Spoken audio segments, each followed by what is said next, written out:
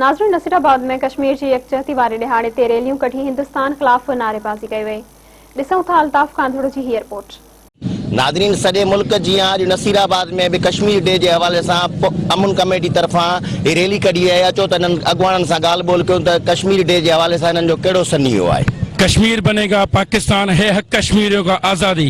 मोदी कुत्ते के असीं ॿुधाइण चाहियूं था त कश्मीर की आज़ादी ताईं असां सुकून सां न वेहंदासीं। असीं पाकिस्तानी मुसलमान आहियूं, पंहिंजे मुसलमान भाइर कश्मीर सां गॾु आहियूं ऐं आलमी दुनिया खे अपील था कयूं त जेको मोदी जो ज़ुल्म पियो हले उन नोटिस वठी करे कश्मीर भाइरनि जी आज़ादी ॾिनी वञे। त जेको कश्मीर में तशद्दुद, ज़ुल्म, बर्बियत, दहशतगर्दी हली रही है मुसलमाननि जे मथां, उन जी असां पुरमुज़म्मत करूं था।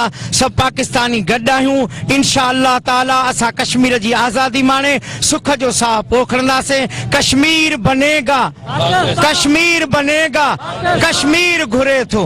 गुज़िरियल केतिरनि सालनि खां वठी कश्मीर जे मथां इंडिया जी दहशतगर्द रियासत ज़ुल्म कराए रही आहे। असां आलमी इदारनि खे इहा पुरज़ोर अपील कयूं था त महिरबानी करे जल्द जल्द नोटिस वठी करे हुननि खे पंहिंजो हक़ ख़ुद इरादत ऐं आज़ादी ॾिनी वञे त जीअं पंहिंजी ज़िंदगी मामूल मुताबिक़ गुज़ारे सघनि। असीं पाकिस्तानी सभु मुसलमान हिते सभु कठे आहियूं।